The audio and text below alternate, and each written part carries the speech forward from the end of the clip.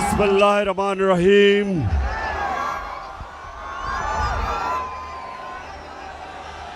फैसलाबाद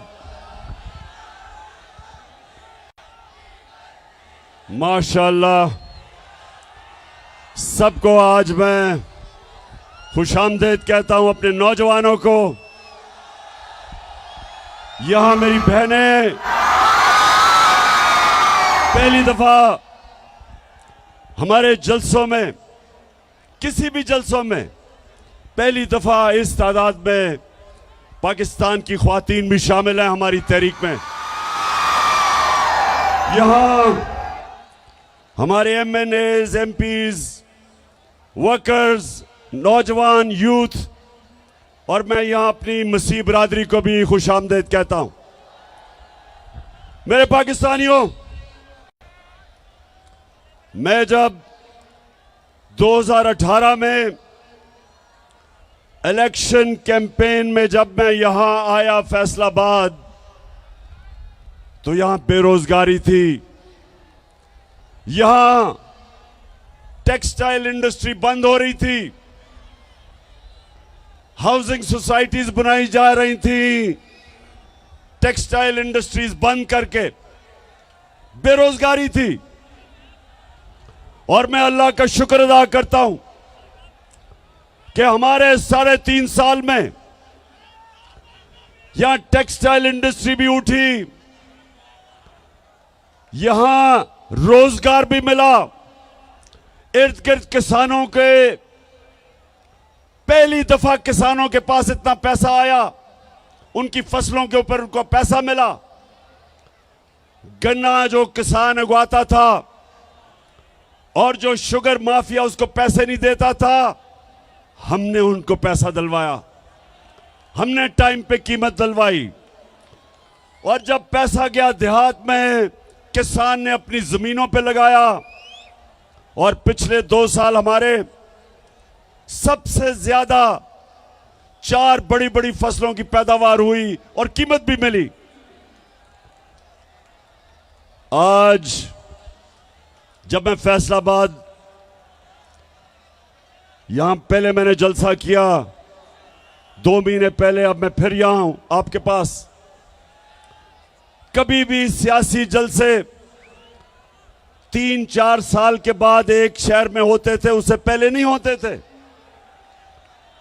यह पहली दफा है कि 2 महीने में फिर फैसलाबाद जलसा कर रहा हूं और माशाअल्लाह इस तादाद में अवाम आई है जलसे पे।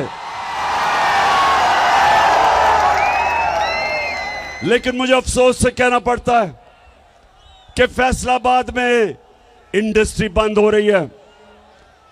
पावर लूम वाले मेहनत कश वो बंद हो रहे हैं। जो शटल लूम वो भी बंद हो रही हैं, जो एक्सपोर्ट करते हैं। बेरोजगारी बढ़ रही है और उसके अलावा जो बिजली की कीमतें, पेट्रोल और डीजल की कीमतें,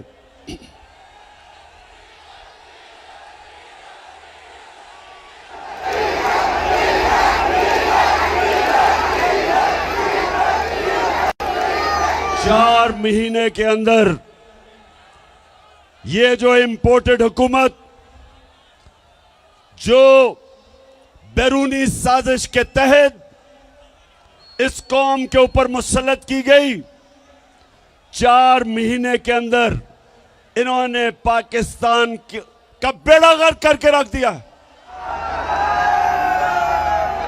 चाहे सनत देखो, चाहे किसानों से पूछो, चाहे अवाम से पूछो, चाहे मजदूरों से पूछो, सारों के हालात बुरे हैं।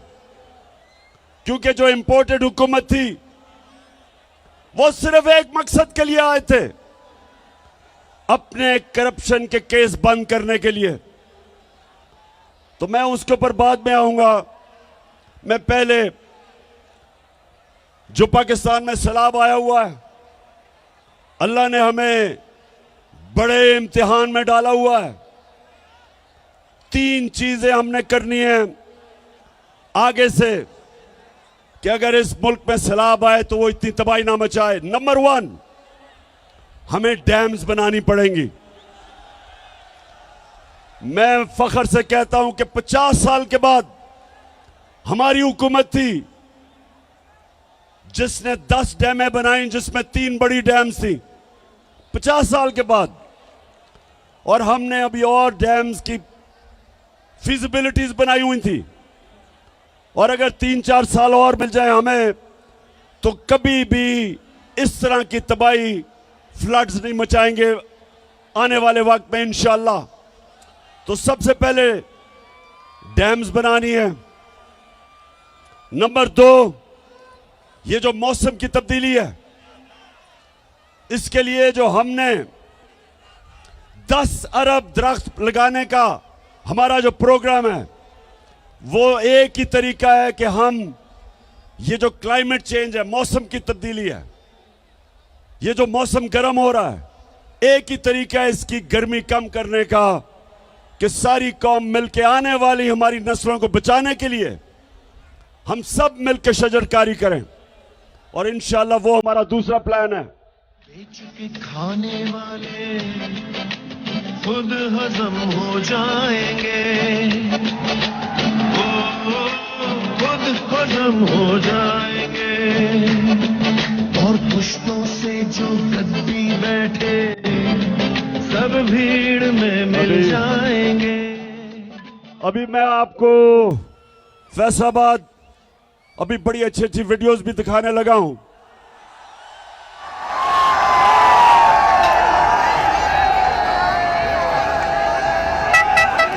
लेकिन उससे पहले मौसम का मैं सिर्फ आपको बता दूं कि हमने मौसम की तब्दीली को भी रोकने के लिए इस कौम ने मिलकर शजरकारी करनी है, हमने डैम्स बनानी है। और तीसरी चीज, जब पानी आता है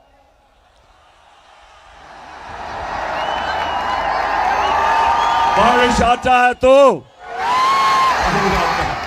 तो जब पानी आता है तो उसको निकालने के लिए ड्रेनेज सिस्टम चाहिए ताकि वो तबाही ना मचाए। अगर पानी के रास्ते में अगर आप पानी को निकलने नहीं देंगे तो वह फिर तबाही मचाएगा।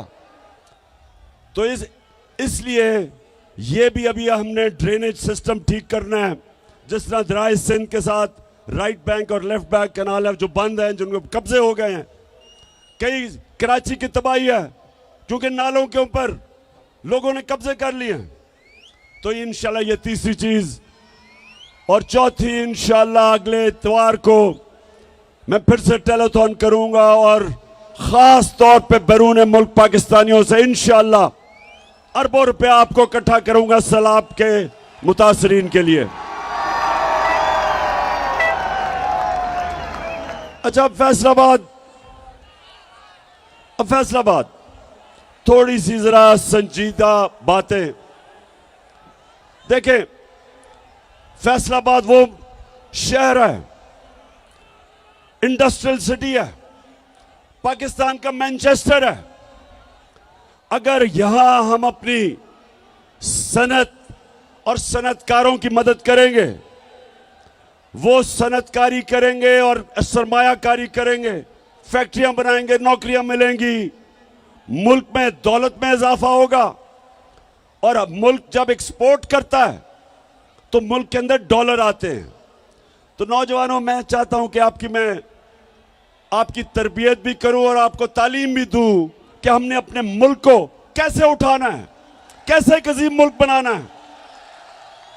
तो कोई भी मुल्क जब तक, जिसको अंग्रेजी में वेल्थ क्रिएशन, जब तक वो मुल्क में अपनी दौलत के अंदर इजाफा नहीं करता, जब तक वो मुल्क में दौलत की इजाफा नहीं करता, अपनी एक्सपोर्ट्स नहीं बढ़ाता, तो वो इसी तरह कभी IMF की गुलामी तो कभी किसी की गुलामी, और उसका सरबरा फिर यही करता है जो कि अभी शहबाज शरीफ कहता कि मैं भी मुल्क फिर के आया हूं। तो वो क्या कहता, जरा ये देख लें। मैं सऊदी अरब से होके आया हूं, मैं UAE के होके, अभी मैं तुर्की होके आया हूं। और मैंने उन भाइयों को कहा कि आप हमारे बड़े अजीम भाई हैं, हमेशा आपने हमारी मदद की। और मैंने यही कहा, जब मैं आया हूं तो आप समझेंगे शायद ये मांगने आया है। मैं मांगने नहीं आया, लेकिन मजबूरी है। जिस तरह माजी में 75 साल में आपने हमारा हाथ बटाया है, कुछ अर्सा आप हाथ बटा। मैंने कहा मैं वादा करता हूं कि इंशाअल्लाह हम पूरी कौम हम मिलकर दिन रात मेहनत करेंगे, पसीना कराएंगे, अपने पांव पे खड़े होंगे। हाँ शहबाज शरीफ, कौम तो मेहनत करती है। हमारा जो बाहर बैरून मुल्क पाकिस्तानी जो सऊदी अरेबिया, दुबई, दुनिया में जाके पैसे कमाते हैं, 14-14 घंटे काम करते हैं, वो पैसा पाकिस्तान भेजते हैं, जिसको रेमिटेंसेस कहते हैं। वो डॉलर्स पाकिस्तान भेजते हैं। और आप और आपके भाई और जरदारी की तरह करप्ट लोग चोरी करके मुल्क से पैसा बाहर भेज देते हैं। तो मेरे नौजवानों सुनो, आप अभी आईएमएफ की रिपोर्ट आई है, ये जरा आप गौर से सुने। आईएमएफ, अब मैं समझा दूं आईएमएफ क्या है। आईएमएफ एक आलमी बैंक है। जब एक मुल्क के अंदर डॉलर्स की कमी होती है, यानी मुल्क में ज्यादा डॉलर्स बाहर जाते हैं और कम डॉलर्स मुल्क में आते हैं, खसारा होता है बैरूनी, तो फिर आईएमएफ आपको कर्जा देता है। तो जब वो कर्जा देता है, वो कई शराइत लगा देता है। वो ये कहता है कि मसलन आप अवाम से पैसा इकट्ठा करने के लिए बिजली महंगी करो, आप पेट्रोल और डीजल की कीमत बढ़ाओ,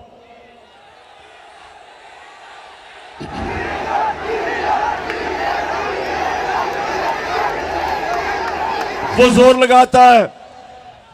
वो कहता है कि जब तक खसारा खत्म नहीं होता तो तुम कीमतें बढ़ाओ। हम जब हमारी हुकूमत थी, हम क्या कर रहे थे? हम कहते थे आईएमएफ को कि देखो, हम अपनी दौलत में इजाफा करेंगे, हम अपनी इंडस्ट्री को इंसेंटिव देंगे कि ताकि इंडस्ट्री ज्यादा पैदावार पड़े, ज्यादा इंडस्ट्रीज लगे। हम अपने किसान को उसकी मदद करेंगे ताकि वो ज्यादा पैदावार, उसकी फसलें ज्यादा पैदावार करे।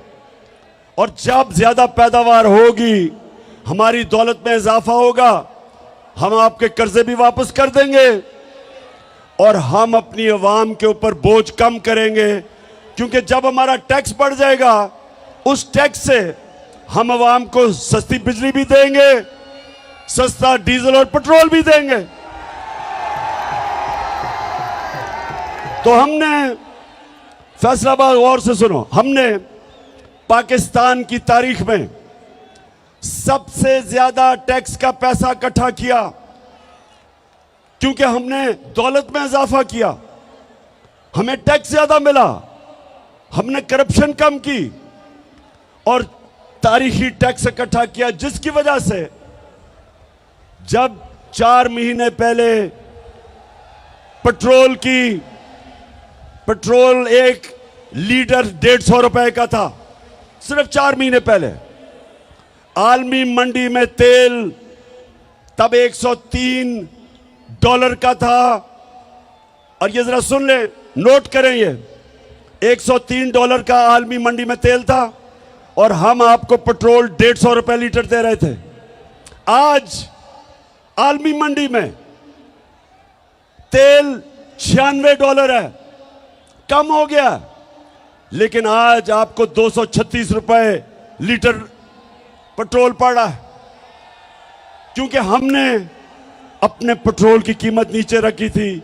हमने टैक्स से ज्यादा पैसा इकट्ठा करके हमने अवाम पे बोझ नहीं पड़ने दिया। हमने बिजली की कीमत, हमारे दौर में 18 रुपए लीटर, 18 रुपए यूनिट थी, आज 36 रुपए यूनिट है, दुगनी, और टैक्स लगा के तो 50 रुपए यूनिट बन जाती है। हमने लोगों के ऊपर बोझ नहीं पड़ने दिया, हमने अवाम के ऊपर बोझ नहीं पड़ने दिया। 4 महीने के अंदर,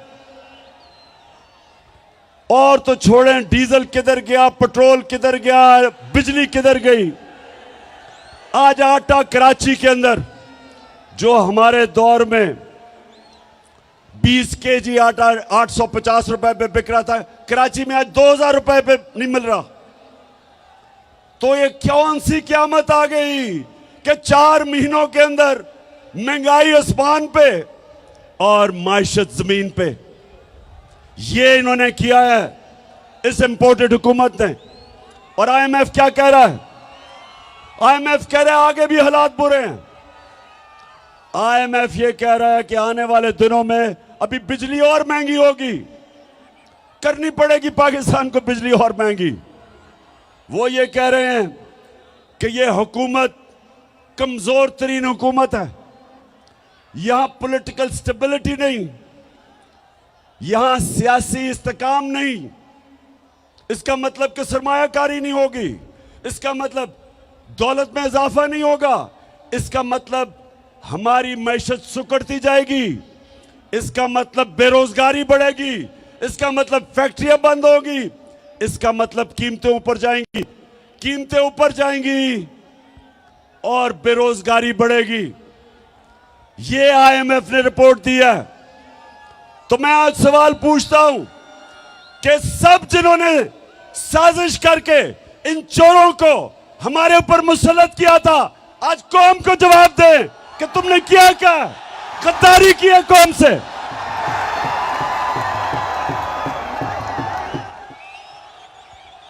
आज कौम आपसे जवाब मांग रही है। सब जो मुलव्विस थे इसमें, इन चोरों को हमारे ऊपर मुसल्लत किया और उन चोरों ने सिर्फ एक काम किया, आते साथ ही 1100 अरब रुपए की अपनी चोरी आते साथ ही इन्होंने माफ करवाई। आते साथ ही असेंबली में इन्होंने बिल पास किया और बिल पास करके 1100 अरब रुपया जो इन्होंने अवाम से चोरी किया था वो इन्होंने माफ करवाया। नौजवानों, फिर से मैं आपको बता दूं, करप्शन और चोरी में क्या फर्क है? करप्शन और चोरी में क्या फर्क है नौजवानों? टेस्ट कर रहा हूं मैं तुम्हारे में कितना शऊर है। बताओ। चोरी होती है जो आपकी जेब से मोबाइल फोन चोरी कर ले। चोरी होती है कि आपके घर में आके कोई चोरी करके आपका टीवी उठा के ले जाए, आपके पैसे चोरी कर ले। इसको चोरी कहते हैं। करप्शन वो होती है जो मुल्क का पैसा चोरी किया जाता है, जो आप सबका, जो पैसा आपके स्कूलों पे, अस्पतालों पे, सड़कों पे, कीमतें कम करने पे, जो पैसा कौम पे खर्च होना हो वो चोरी करके ले जाते हैं।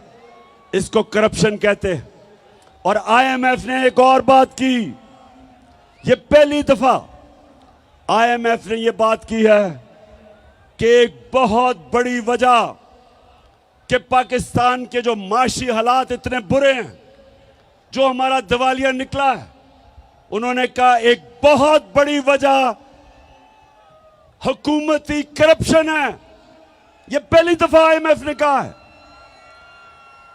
तो अब मैं जरा आपको बताऊंगा फैसलाबाद करप्शन होती क्या है। नौजवानों, जरा अब आप तैयार हो, आपको मैं वीडियो दिखाने लगा हूं। करप्शन होती क्या है? करप्शन होती यह है कि जब मसलन मैंने एक पावर प्लांट लगाना है पाकिस्तान में, उसकी कीमत है 100 अरब रुपया। मैं क्या करता हूं, मैं मुल्क का प्राइम मिनिस्टर या वजीर हूं, मैं क्या करता हूं, उसकी कीमत उठा के 120 रुपए कर देता हूं, 120 अरब रुपया, 20 रुपए जेब में डाल लेता हूं। वो पावर प्लांट जो दुनिया में 100 अरब रुपए में बने हैं, वो पाकिस्तान में 120-30 रुपए पे 30 अरब रुपए के बने हैं। जो 30 अरब रुपया जो ऊपर जो कीमत बढ़ा के करते हैं, वो अवाम को कीमत अदा करनी पड़ती है महंगी बिजली से। और वो क्योंकि 30 अरब रुपया मुल्क में नहीं छुप सकता, क्योंकि वो बैंकों में डालेंगे, लोग पूछेंगे, तो वो मुल्क से बाहर भेजते हैं, वो चोरी करके बाहर भेजते हैं। तो अब मैं आपको बताऊं कि जो हमारे साहिब इख्तियार जो 30 साल से इस मुल्क में चोरी कर रहे हैं, 2 खानदान, शरीफ खानदान और जरदारी खानदान, मैं जरा अब आपको खुद देखेंगे कि ये चोरी करते कैसे हैं और पकड़ी कैसे जाती है। जी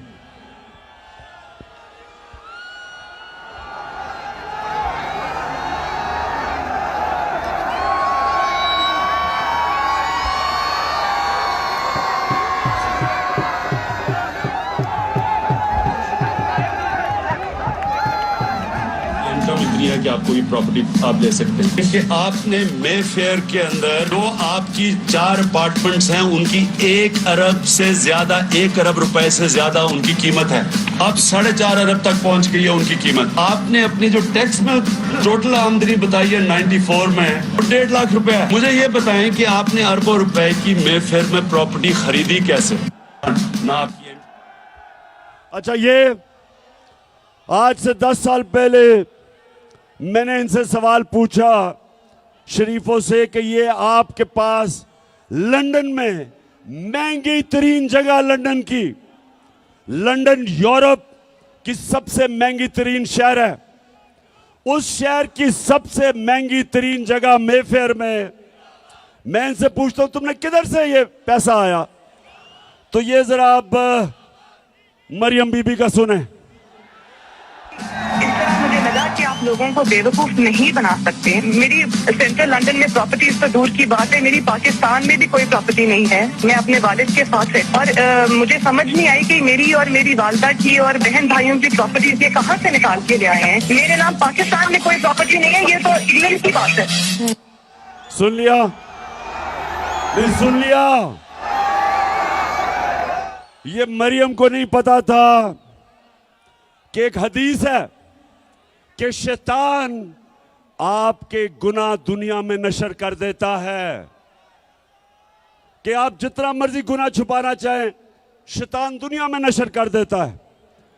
तो उनको नहीं पता था आज से 9 साल पहले कि एक इंटरनेशनल इंकशाफ हो जाएगा जिधर उनकी मेफेयर की अरबों रुपए की प्रॉपर्टी के ऊपर भी इंकशाफ होगा कि ये इनकी है। ये कहती है ना मेरी नहीं है। अब ये सुने,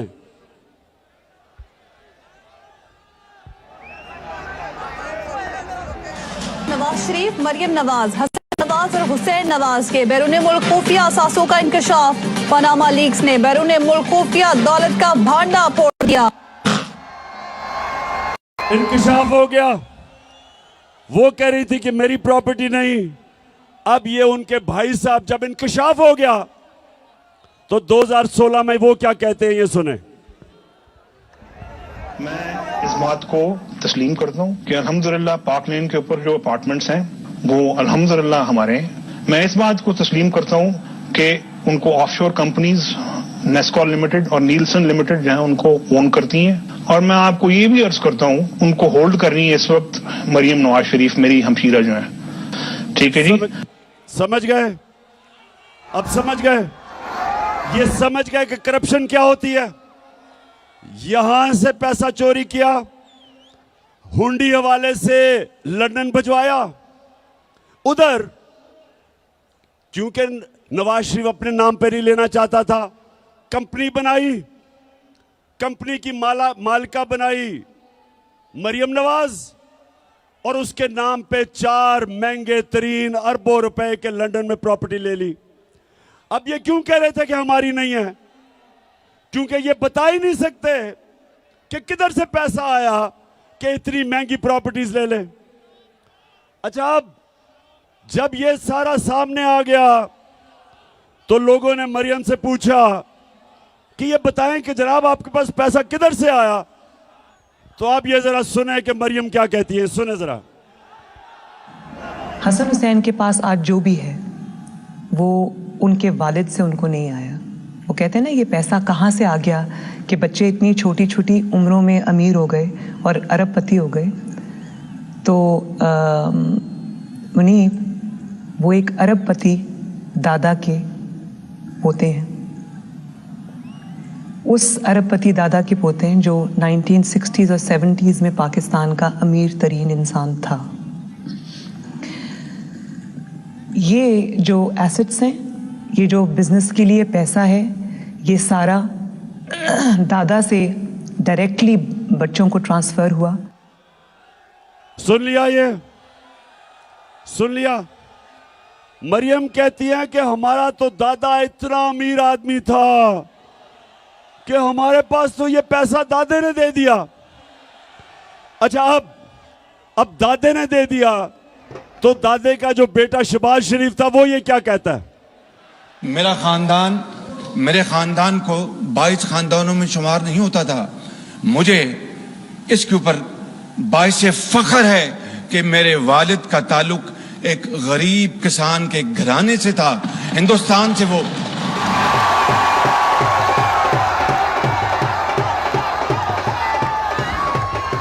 वैसे मैं मरियम को दाद दूंगा, मैं आज उसे अप्रिशिएट करना चाहता हूं। सुने सुने क्यों कि इतना बड़ा झूठ बोलते हुए एक भी मुंह से लाइन इधर उधर नहीं हुई।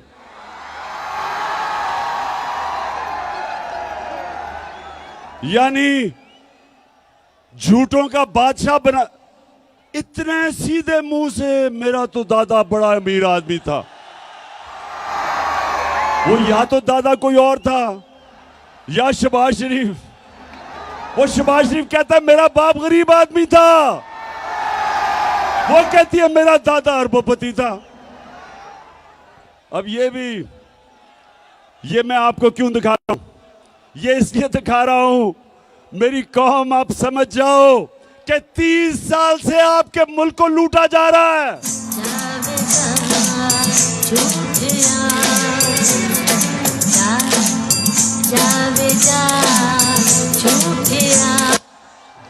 फ्रॉडिया। अच्छा, अब दूसरी तरफ आ जाओ। आसिफ जरदारी। अब आसिफ जरदारी मुल्क की सबसे बड़ी बीमारी हम सब जानते हैं। अब ये सुने, इसने $60 मिलियन जो होता है 13 अरब रुपया इसने स्विट्जरलैंड में रखा हुआ था। मुशर्रफ की हुकूमत ने जब पता चला तो मुशर्रफ की हुकूमत ने कानूनी कार्रवाई की और वो जो पैसा था वो कानूनी कार्रवाई के बाद वो पाकिस्तान को आना था। लेकिन जनरल मुशर्रफ ने इस मुल्क के ऊपर इतना बड़ा जुल्म किया कि इनको दोनों को एनआरओ दे दिया और माफ कर दिया, जबकि जनरल मुशर्रफ का पैसा ही नहीं था माफ करने के लिए। मेरी तरह के लोगों ने शोर मचाया कि कैसे आप माफ कर सकते हैं, पैसा तो कौम का था। तो 13 अरब रुपया इनका माफ हुआ। अब ये जरदारी डर गया, इसने एम्बेसडर को भिजवाया, बर्तानिया से एम्बेसडर को स्विट्जरलैंड भिजवाया, ये तब प्रेसिडेंट था, और इसने वो सारे सबूत खत्म किए। जरा ये देखें, ये स्विट्जरलैंड में ये इंतहाई खुफिया और पुरस्कार ड्रामा जेनेवा में उस वक्त मंजर-ए-आम पर आया जब पीर को सुबह 9 बजे वाजिद शमसुल हसन और नैब के सीनियर एहलकार दानिश्वर मलिक जेनेवा में पाकिस्तानी हाई कमीशन की सिफारती कार में प्रोसिक्यूटर जनरल के दफ्तर पहुंचे।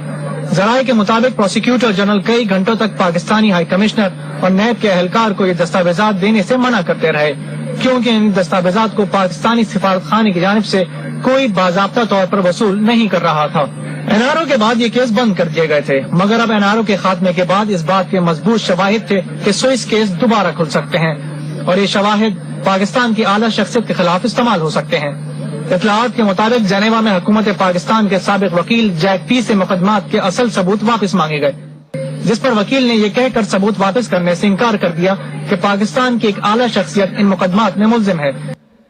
तो ये जब ये एनआरओ मिला बरतानिया से, जरदारी ने एम्बेसडर को भेजा, तब ये सदर था, वो जिनीवा गया, उसने सारे सबूत जो आप देख रहे थे, सारे सबूत उठा के और 13 अरब रुपया जो कौम का चोरी हुआ था वो सारे सबूत खत्म कर दिए। तो ये जो दो घर हैं, ये जो 30 साल से लूट रहे हैं, इनको दोनों को मुल्क पर मुसल्लत किया गया। और ये जो दो घर हैं, ये पाकिस्तानियों गौर से सुन लें, ये 20 साल एक दूसरे को चोर कहते रहे। 20 साल जरदारी कहता था नवाज शरीफ चोर है और नवाज शरीफ कहता था जरदारी करप्ट है। 20 साल। और जब तहरीक इंसाफ की सुनामी आई, दोनों इकट्ठे हो गए, दोनों चोर मिल गए। और अब इनको हमारे ऊपर मुसल्लत किया गया। 4 महीने में सारी कौम देखो कि उन्होंने किया क्या हमारे साथ। और मैं अब आपसे जो सबसे संजीदा बात करना चाहता हूं वो ये,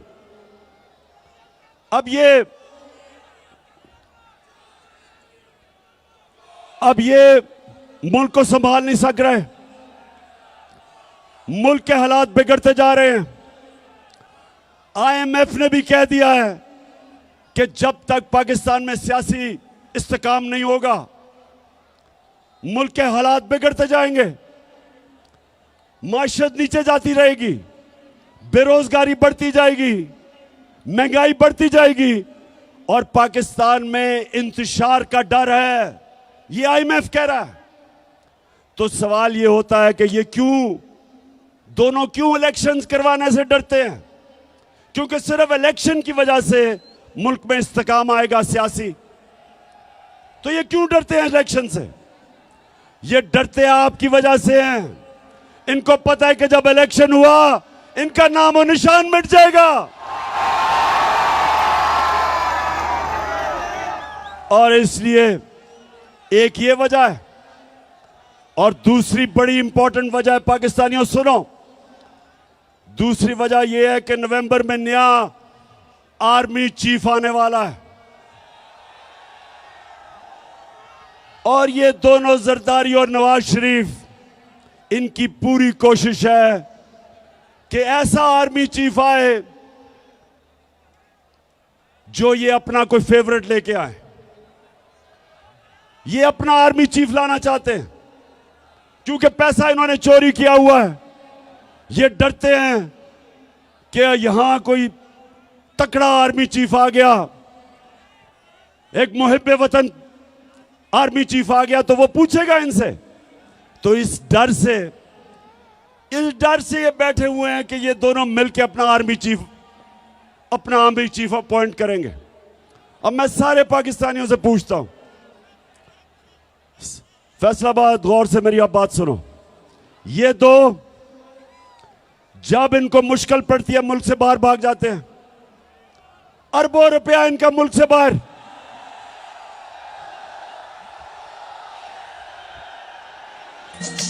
कहती है ये राहे अमल, आओ हम सब साथ चले। कहती है ये राहे अमल, आओ हम सब साथ चले। मुश्किल हो या आसानी, हाथ में डाले हाथ चले। मुश्किल हो या आसानी, अच्छा सुनो, सो ये सुने गौर से, दोनों का पैसा बाहर पड़ा है। दोनों जब मुश्किल आती है, जरदारी जेल से निकल के मुशर्रफ के दौर पर भाग गया, नवाज शरीफ जेल से निकल के मुल्क से बाहर भाग गया, एनआरओ लेके दोनों वापस आ गए। फिर थोड़ी मुश्किल पड़ी, जब जरदारी ने कहा मैं ईंट से ईंट बजा दूंगा, डर के फिर बाहर भाग गया। नवाज शरीफ वो जो झूठ बोल के यहां से गया, वो फिर बाहर भाग गया। बच्चे इनके बाहर, इसके नवाज शरीफ के 2 बेटे कहते हैं कि हम पाकिस्तान के शहरी नहीं, वो बाहर बैठे हैं।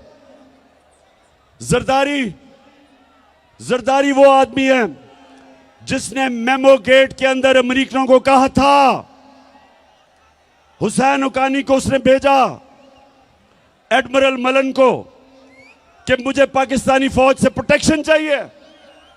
ये सुने जरा, उधर नवाज शरीफ डॉन लीग्स में हिंदुस्तान को कहता है कि हम गवर्नमेंट तो चाहती है लेकिन फौज दहशतगर्दी नहीं रोक रही। ये डॉन लीग्स में कहता है। बरकत दत्त को मिलता है, बरकत दत्त लिखती है सार्क कॉन्फ्रेंस काठमांडू में, ये छुप के नरेंद्र मोदी से मिलता है अपनी फौज से डर के। अब ये दो लोग, पैसा इनका बाहर पड़ा,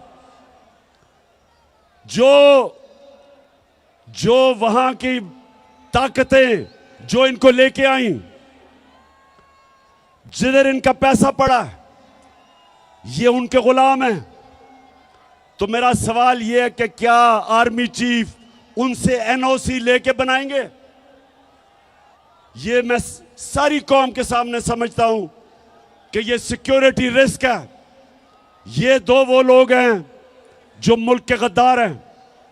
पैसा बाहर, इंटरेस्ट बाहर, करप्ट। ये माजी में डॉन लीग्स और मेमोगेट, किसी सूरत इस मुल्क की तकदीर इनके हाथ में नहीं होनी चाहिए।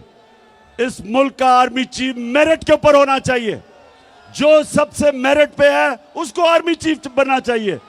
किसी की पसंदीदा आर्मी चीफ नहीं होना चाहिए, किसी का फेवरेट नहीं होना चाहिए। तो फैसलाबाद, अब मुझे पता है हिंदुस्तान का मैच शुरू होने लगा और पाकिस्तान का।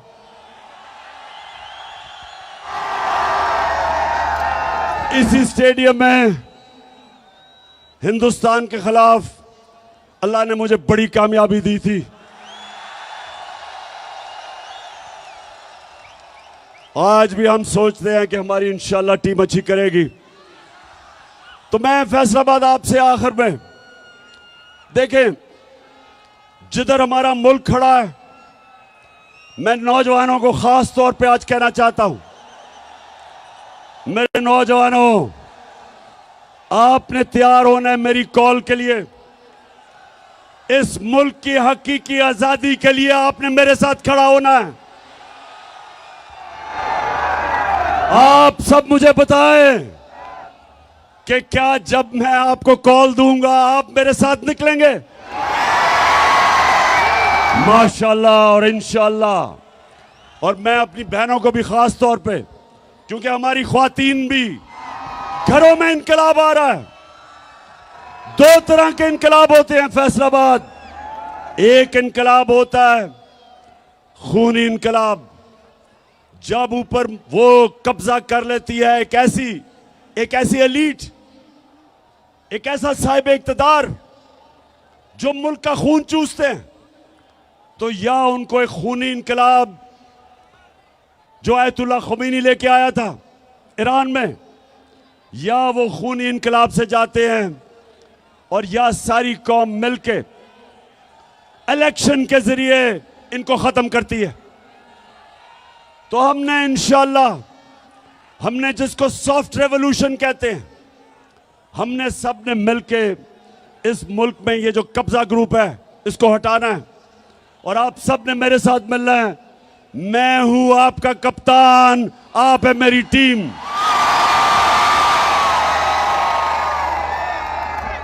और फैसलाबाद इलेक्शन भी आ रहा है, यहां एक इलेक्शन भी है, आपको पता है लोटों का। इस फैसलाबाद में भी एक दो लोटे निकले हैं।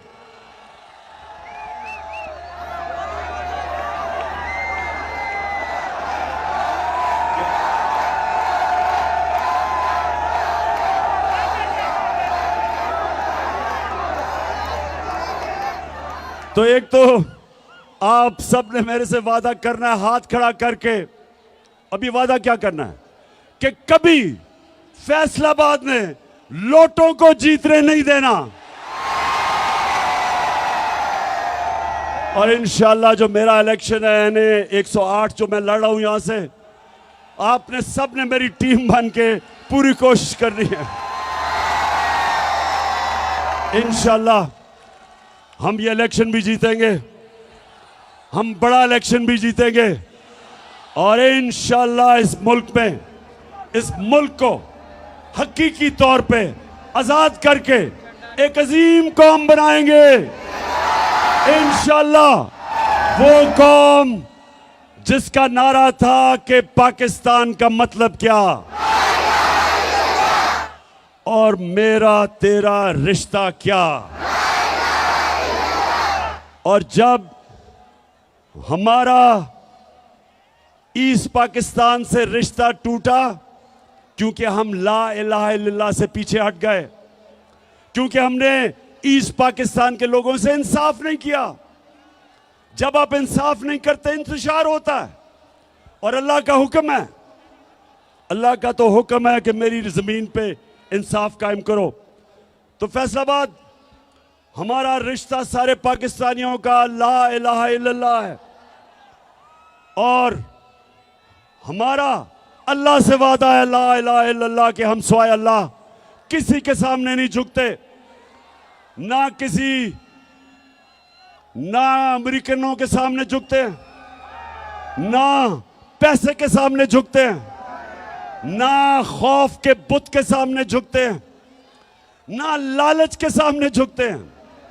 हम एक खुददार कौम है, हम एक गैरतमंद कौम है और इंशाअल्लाह हम एक दिन आएगा कि सारी दुनिया में हमारे हरे पासपोर्ट की इज्जत होगी। पाकिस्तान जिंदाबाद।